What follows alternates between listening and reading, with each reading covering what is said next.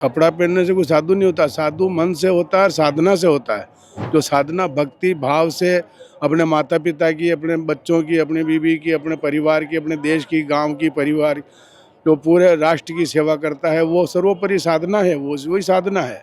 अपनी स्वच्छ हो तभी संन्यास ले सकता है। आयु आजकल तो नरे दौड़े हुए हैं संन्यास लेने के लिए। बेमतलब बाबा जी अच्छे बने, ठाट बाट है, तो अपन बन जाओ बाबा जी। आजकल बाबागिरी भी नहीं रही, ना अखाड़ों में वैसी बात है ना कोई। सब नवे नवे बने हुए बेमतलब के। जो संत तो 10% होंगे, 90% वैसे ही घूम रहे हैं। तो पहले संतों की जो होती थी, चर्चाएं होती थी, धूनी लग के एक सत्संग होता था। आज कहाँ सत्संग हो रहा है। कहानी किससे, हमारे बुजुर्गों की या वेद पुराण की, शास्त्रों की, मुनियों की, ऋषियों की, योद्धाओं की, शिवाजी महाराज, महाराणा प्रताप, ऐसे बड़े बड़े योद्धाओं की, झांसी की रानी, इनकी कहानियाँ हमारे को सुनाई जाती थी।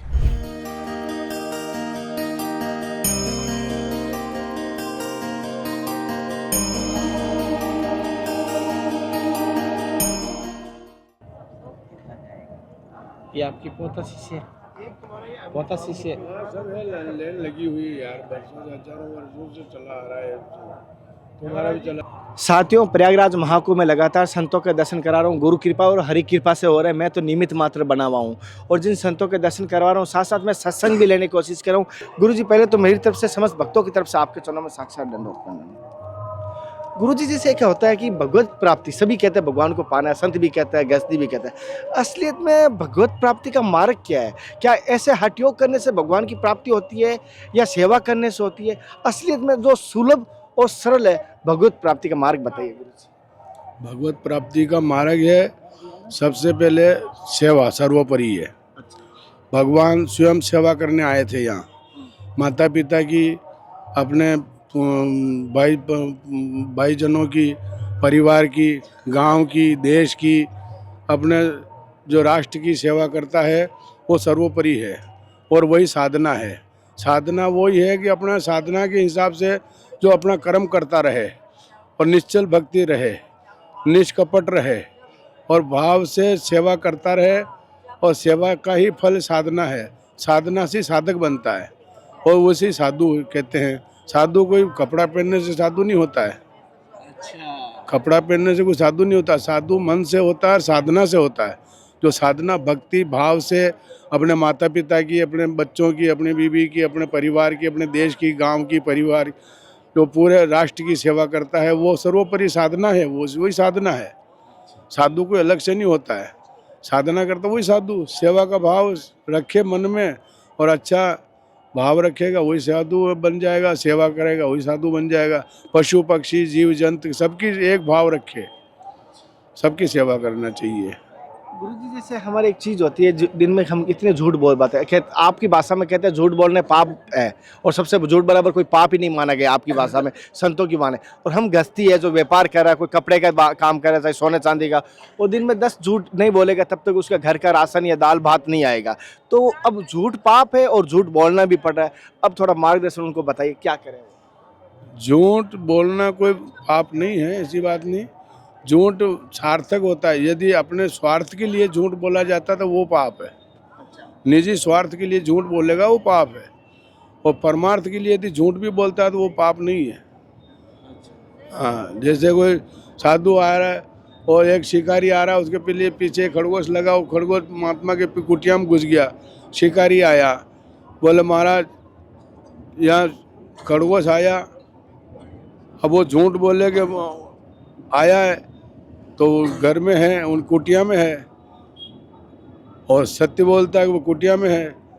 और झूठ बोले तो तपस्या खत्म होती है। तो झूठ और सच क्या है? आंखों ने देखा और मुंह बोल रहा। तो आंखों ने देखा बोल नहीं सकती, मुंह ने देखा नहीं वो बोल सकता है। बोले भाई जिसने देखा वो बोलता नहीं है, और जो बोलता है उसने देखा नहीं है।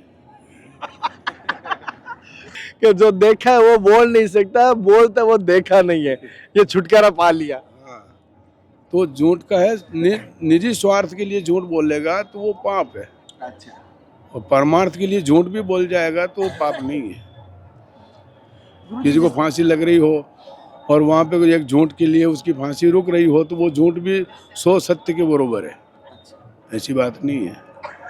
गुरुजी जी आपके साथ में बहुत सारी गश्ती आप दिशा देते हो, गश्ती मार्ग पे आध्यात्मिक मार्ग पे रहते हैं, तो गश्ती जो साधक होते हैं जो गश्त में पालन करते हैं उसकी दिनचर्या किस प्रकार की होनी चाहिए जिसकी उसकी आध्यात्मिक उन्नति बढ़े और व्यापार में कोई बाधा ना बने। उसकी प्रथम बात है सबसे पहले तो अपना नित्य कर्म करे सवेरे, और अपना धंधा जो भी है उसके भाग्य में लिखा है वो धंधा करे, माता पिता की परिवार की सेवा करे, निष्ठा से सेवा करे, और अपने परिवार का देश का सबका भला करे और भलाई रखे। और झूठ तूफान तो ये तो चलते ही रहता है, व्यापार भी करेगा तभी झूठ, क्योंकि चाराना का सामान लेगा न वो 50 पैसे में नहीं बेचेगा तो उसका भला भी कैसे होगा। तो ये झूठ नहीं है, ये तो व्यापार है, व्यापार में तो झूठ तूफान भी चलता है तो वो कोई पाप नहीं है। मगर अधिक जरूरत से ज़्यादा झूठ वो करेगा तो वो फिर उसका पाप ही बनता है। वही 10% 20% आप कमा रहे हो और दुगना कमाओगे, 1 का 10 करोगे तो फिर वो तो पाप ही है, जैसे फिर का गला काटना है। जैसे मेले में दूध 60 रुपए का 150 रुपए बिक रहा है। हाँ तो ये पाप ही है और क्या।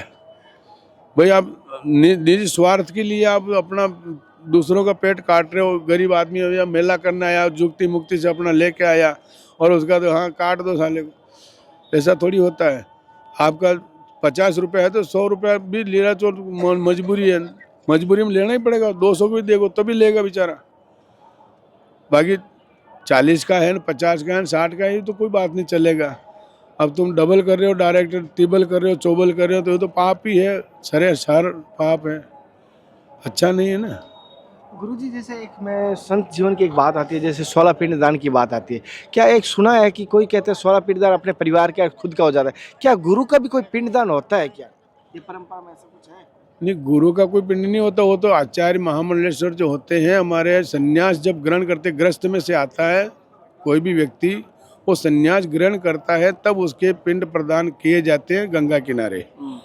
वो आचार्य महामंडलेश्वर करवाते हैं, कोई हर एक आदमी नहीं करवा सकता है। जैसे हमारे अवधेशानंद जी महाराज हैं आचार्य महामंडलेश्वर जी, वो हमारे संन्यास की परंपरा को गतिमान करते हैं। वो संन्यास परंपरा से दीक्षा देते हैं। जो ग्रस्त में से आता है या बालपन से संन्यास लेता है ऐसी कोई बात नहीं, संन्यास कोई भी ले सकता है, मगर वो भावना अपनी स्वच्छ हो तभी संन्यास ले सकता है। आयु आजकल तो नरे दौड़े हुए हैं संन्यास लेने के लिए, बेमतलब बाबा जी अच्छे बन रहे हैं, ठाट बाट है तो अपन बन जाओ बाबा जी। बाबा जी नहीं, तपस्या बाबा जी की होती है। तपस्या तपो, अपने देश के प्रति, अपने राष्ट्र के प्रति सेवा करेगा, परिवार का उद्धार करेगा, वो संन्यास सर्वोपरि भजन करेगा। आजकल तो खाली डेकोरेशन देख के बाबा बन रहे हुए मलक। और गुरुजी अभी जैसे एक बात कहना चाहिए, एक दीक्षा ली है और सीधे ही उसको महामंडलेश्वर बनाए, आपने सुना होगा, चर्चित विषय है। अरे पोप लीला है, देखा देखी सादे जो घटे कायर बड़े लोग देखा देखी अब करेंगे तो वो नहीं चलेगा, वो थोड़ा दिन की चलेगा। पहले भी एक राधा माई बनी थी उसकी सही है वो सब निर्थक है, ये कोई संन्यास मार्ग नहीं है। अच्छा, ये धोखाधड़ी है, धोखाधड़ी है। तो देश को भी धोखा, संतों को भी धोखा, हमारे धर्म को भी धोखा दे रहे हैं ये लोग। धर्म को भी धोखा दे रहे हैं, देश को भी धोखा दे रहे हैं। अब ये कोई बात होती क्या? नहीं तो संन्यास परंपरा तो पहले शुरू से उसको ABCD सीखा है, जब सीखना पड़ती है। पहले जो क्रिया, धुना की क्रिया है, पूजा की क्रिया है, भंडार की है, देश की भाषाएं, हमारे जो धर्म के प्रति जो वेद पुराण शास्त्र में लिखे हैं उनके ऊपर नियम है, नियम के अनुसार चलना है। वो कहाँ है इनके पास? खाली आयन मूर्तियान बना दिया। उनको क्या मालूम संन्यास क्या होता है? संन्यास नाम शून्य का, संन्यास नाम चेतना का। सूर्य चेतना, जैसे सूर्य उदय होता है वो भगवा रंग में होता है, जैसे जैसे बढ़ता वैसे वैसे उसका प्रकाश बढ़ता है।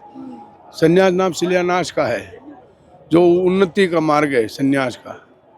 ये तो और खड्डे में गिरा रहे हैं, गिर रहे हैं, खुद गिर रहे हैं, दूसरों को गिरा रहे हैं।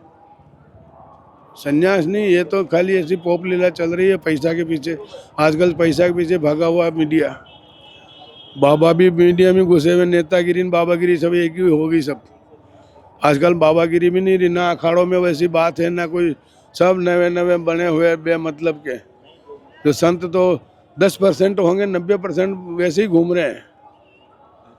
और क्या, 10% संत सही है जो अपनी परंपरा के अनुसार चल रहे हैं, 90% खुद घूम रहे हैं बिल्कुल। गुरुजी आप इतने कड़क और इतने सटीक बोल दे तो आपको कोई डर नहीं किसी के? डर किस बात का यार? हम बचपन के साथ 10 साल की में 1970 में बाबा जी बना था। 55 साल हो गए मेरे को बाबा जी बने। मैंने देखा हुआ मामला सब।